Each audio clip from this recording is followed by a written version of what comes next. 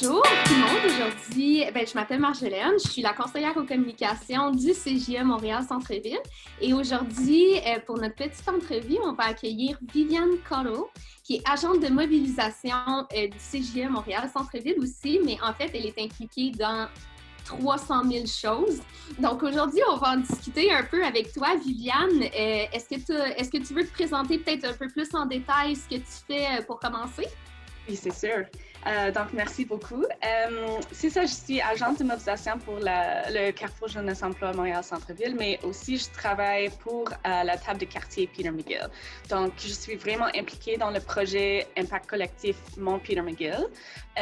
C'est un projet où on travaille à créer plus d'espaces verts. On aimerait avoir plus de logements sociaux et abordables. Et on a déjà établi quelques nouveaux écoles élémentaires dans le quartier, ainsi qu'un centre communautaire. Donc, on travaille sur d'enjeux, c'est ça. Oh ouais, Viviane est très occupée. Elle est presque jamais au CJE, elle est toujours dehors en train de faire mille et une choses. Donc, vraiment, elle est très impliquée dans la communauté. Est-ce que tu peux me parler en premier lieu de ce qu'est la mobilisation citoyenne? Oui, c'est sûr. Donc, premièrement, je vais utiliser les termes comme synonymes parce que on peut appeler ça la mobilisation citoyenne, la participation citoyenne, engagement civique, mais c'est plutôt la même chose.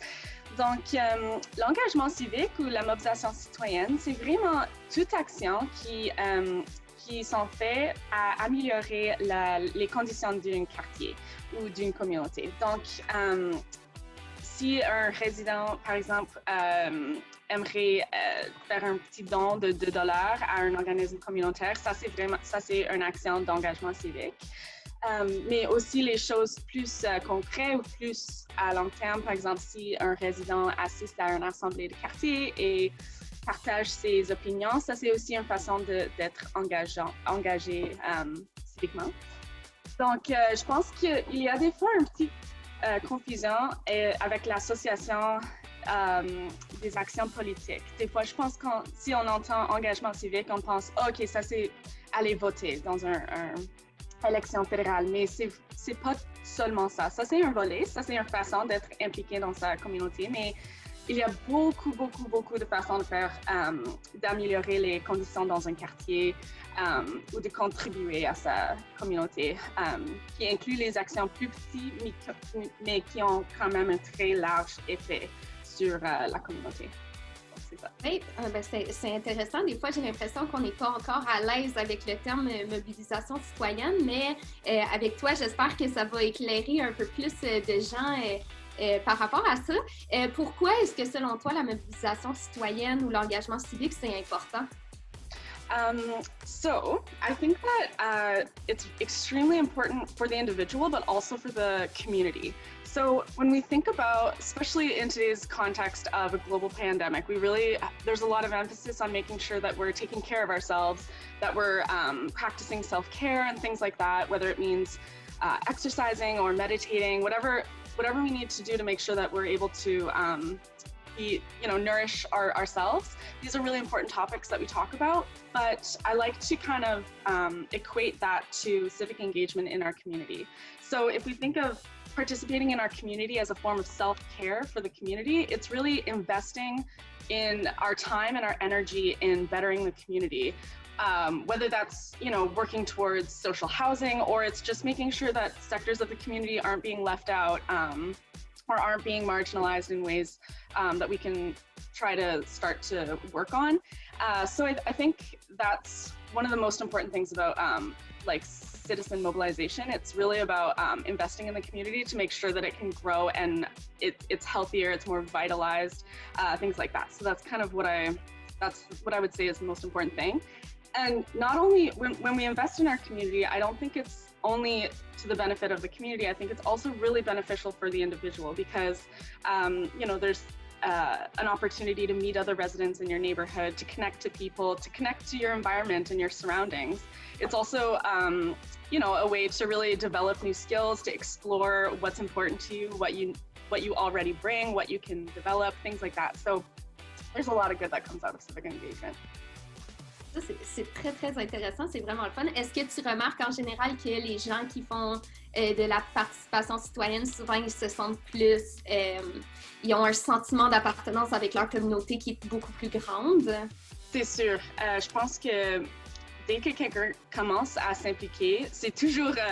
ça augmente leur participation, ça devient de plus en plus large et ça prend de plus en plus d'espace dans leur vie, je trouve. Et j'ai déjà vu, je suis en poste depuis 1 an et je vois déjà les liens qui sont formés entre les résidents, entre les organismes. Puis je trouve que vraiment, surtout ces jours-ci, où on a vraiment beaucoup de difficultés à se connecter avec les gens. Même avant COVID, avec la technologie, des fois, c'est difficile de vraiment trouver les liens, de se connecter humainement.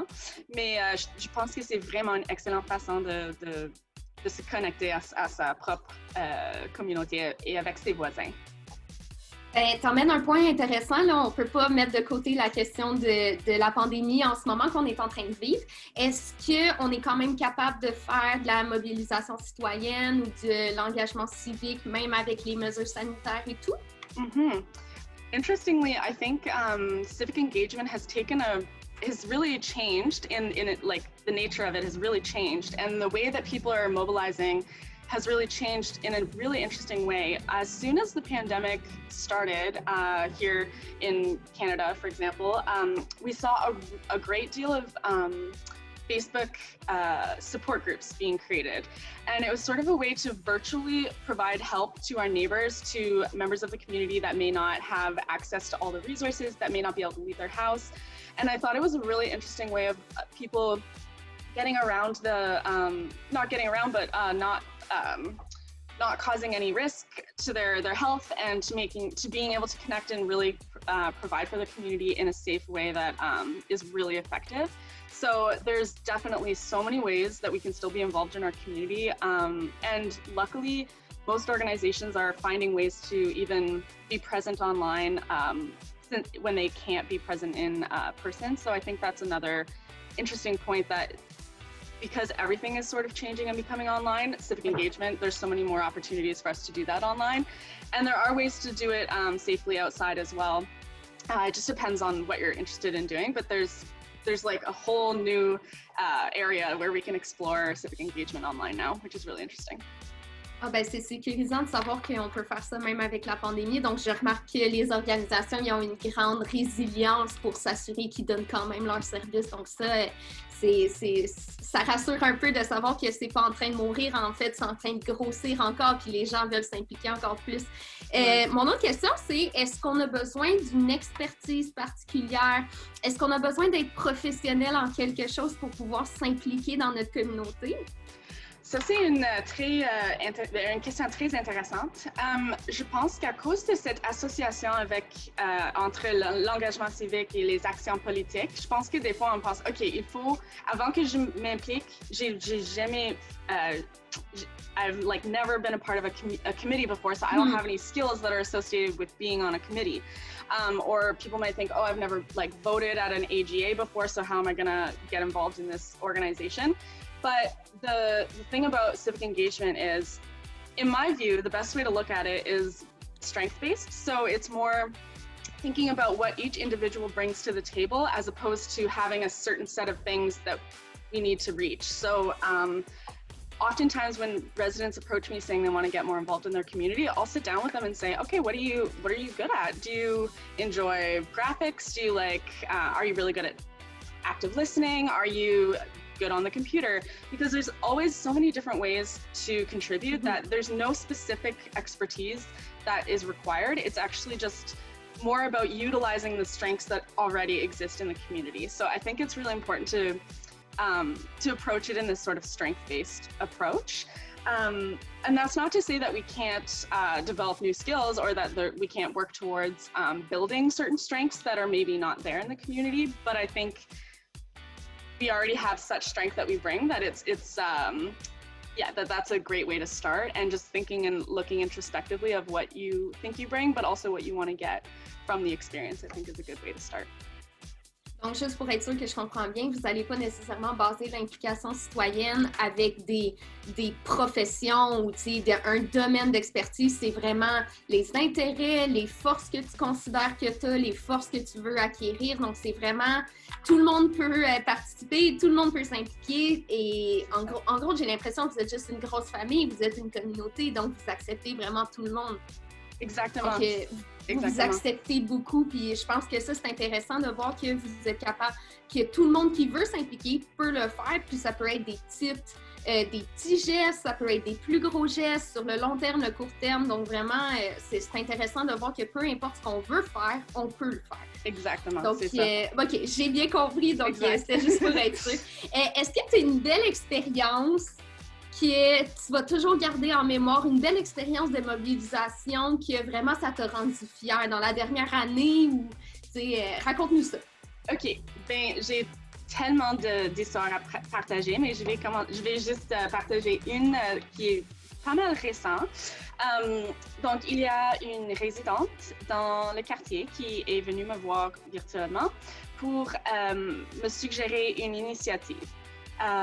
Son idée était de créer les petits messages de l'encouragement ou de soutien pour envoyer à nos voisins qui sont aînés, pour les rassurer qu'ils ne soient pas tout seuls et pour essayer de briser un peu l'isolation qui est vraiment présente dans notre quartier. Oui. Je peux parler de ça un peu plus tard, mais ça, c'était son idée.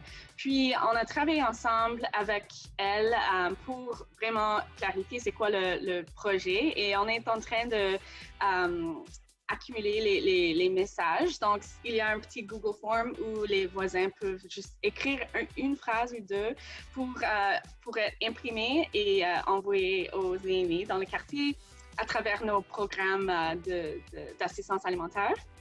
Donc, pour moi, c'était vraiment, c'était réconfortant. Je trouve ça vraiment excellent qu'on a les résidents qui viennent nous voir sans aucune assistance. Ils viennent nous voir et pour suggérer les initiatives, mais aussi pour les réaliser. Je pense que les meilleures initiatives sont les initiatives qui viennent des résidents parce que c'est eux qui savent exactement quoi faire, qu'est-ce qu'il y a à faire dans le quartier, qu'est-ce qui est important, comment le faire. Donc, c'est vraiment le fun de travailler avec cette résidente et de réaliser ce projet avec sa propre guidance. Donc, ça, c'est vraiment touchant. C'est tellement une belle expérience. J'imagine vraiment ça. Puis, il y a eu beaucoup de participation. Ouais, les gens ont écrit des beaux messages.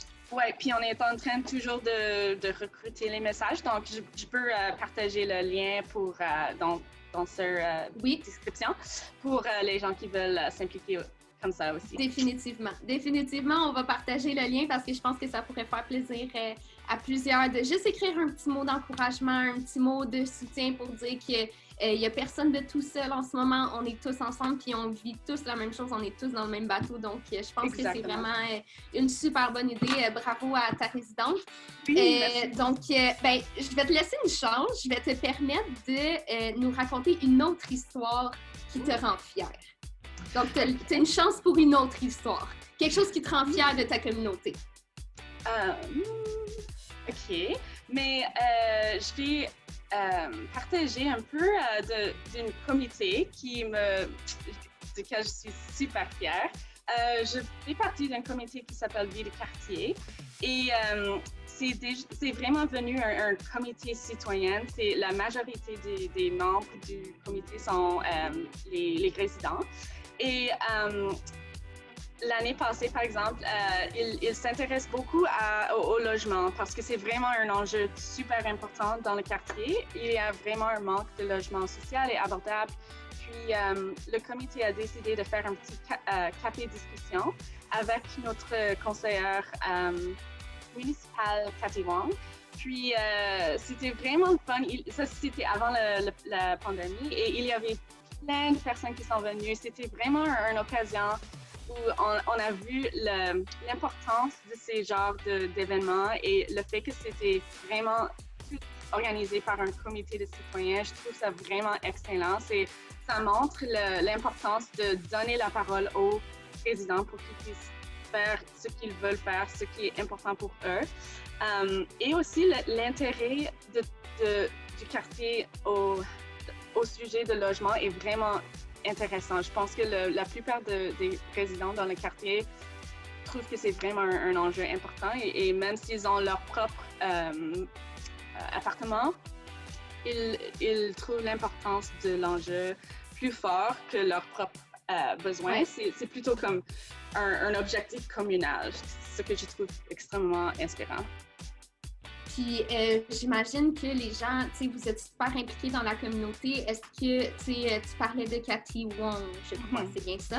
Donc, vous avez le soutien de membres de la Ville de Montréal, du gouvernement, j'imagine. Donc, c'est quelque chose qui est c'est très valorisant, c'est très participatif. Tout le monde encourage la participation citoyenne, de ce que je comprends.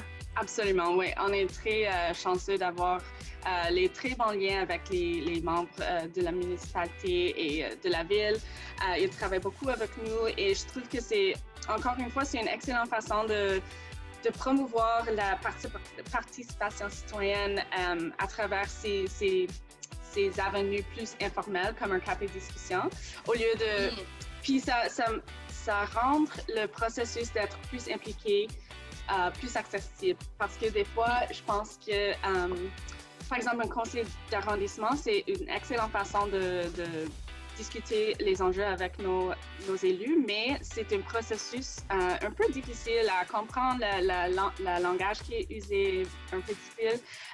C'est pas nécessairement accessible aux jeunes ou aux personnes qui n'ont jamais assisté à un conseil d'arrondissement. Donc, je pense que l'ouverture de nos élus de venir parler vraiment ouvertement avec nos résidents, c'est quelque chose de très spécial pour le quartier. Ah, ben c'est vraiment... Merci beaucoup de tout nous parler de ça. Moi, ça me donne le goût de m'impliquer, en fait. Donc, je pense que tu as réussi à convertir quelqu'un. Donc, j'espère, en fait, que Viviane vous aura convaincu de vous impliquer dans l'arrondissement. Une dernière question, parce que c'est quelque chose dont je suis très, très fière au CJE, mais je pense que tu vas être capable de nous en parler dans des détails un peu plus précis. Parle-nous du conseil des membres du Carrefour Jeunesse Emploi, Montréal Centre-Ville. Oui, donc ça, c'est aussi quelque chose duquel je suis extrêmement fière. Je travaille avec ma collègue Valérie Durocher sur le conseil des membres et on a 15 jeunes sur le conseil qui ont tous dans leur cœur une passion pour l'engagement civique. Donc ce groupe, leur mandat, c'est de réaliser 1 à 2 projets dans le quartier. Donc, c'est un conseil autonome qui prend charge de toute décision, que ce soit la planification, la thématique, la réalisation du projet. Et donc, c'est vraiment une façon de travailler en groupe avec les jeunes et de s'impliquer dans le quartier, de faire une différence, d'affecter des changements. Puis, en dessous de tout ça, on fait aussi beaucoup de consultations avec eux. Donc, ils ont une opportunité de mettre en avant leur voix leur opinion sur les enjeux, par exemple, du CJE, que ce soit les orientations plus larges, mais aussi dans le quartier. Donc, si jamais il y a les organismes qui veulent avoir plus de consultations auprès des jeunes, ils peuvent venir nous voir, faire une consultation avec eux. Et en dessous de ça, on offre aussi les ateliers et les formations aux jeunes du Conseil des membres parce que c'est important pour nous aussi de leur offrir les occasions de développer leurs propres compétences par rapport au leadership, par rapport à l'engagement civique et le développement communautaire. Donc, c'est aussi intéressant parce que les thématiques des formations, les choses comme ça viennent d'eux aussi. C'est eux qui choisissent ce qu'ils veulent être formés dessus. Donc, c'est vraiment quelque chose d'intéressant. J'adore le conseil. Les jeunes sont vraiment impliqués. Et cette année, c'est complet. On a déjà tout. La cohorte, c'est complet, mais on va on aimerait faire ça encore une fois l'année prochaine, donc une deuxième cohorte. Donc, si jamais il y a quelqu'un qui écoute cette entrevue qui veut s'impliquer, ils ou elles peuvent m'écrire pour être impliqués au CGE en tant que membre en général. Et l'année prochaine, on peut voir si on peut faire la deuxième cohorte tout ensemble. Donc, c'est ça. Ben, en fait, tu donnes un beau mot de fin, Viviane. Le CGE Montréal Centre-Ville, c'est magnifique à quel point on fait tout plein de projets, tout plein d'activités. Il y en a pour tous les goûts. On encourage la participation citoyenne. On peut parler de persévérance scolaire, de recherche d'emploi, de retour à l'école. Donc, le CGE, vraiment, on fait beaucoup de choses. Et pour finir, je pense que je vais te donner le mot de la fin, mais j'aimerais ça vous dire de suivez nos réseaux sociaux, CJMCV sur Instagram, on est sur Twitter et Carrefour Jeunesse Emploi Montréal Centre-Ville pour le Facebook. C'est là que vous allez avoir la majorité de nos informations. Donc, si vous voulez vous impliquer dans le conseil des membres, si vous voulez faire de la participation citoyenne, vous pourrez contacter Viviane ultérieurement. Donc, ça, c'était mon petit mot de la fin. Merci beaucoup, Viviane. Est-ce que tu aimerais ça dire quelque chose de personnalisé aux personnes qui vont t'écouter, en fait, parce qu'éventuellement, on va t'écouter, on va publier ça sur nos réseaux. Yeah, I think just to finish, I just want to reiterate that it's important to take care of yourself during this time. We need to really take care of ourselves so that we're strong and we're able to contribute to our community and take care of our community all together. We need to work together to get through these really tough times, but also in the long term, we need to focus on what's important to us in the community, what we would like to see, how we would like to improve conditions for ourselves and for others. So take care of yourself, take care of your community, and send me an email so you can get involved. C'est tout pour moi. Merci beaucoup. Je vous souhaite une belle journée à tout le monde. Puis CJE Montréal Centre-Ville, vous pouvez nous contacter quand vous voulez. On répond très rapidement.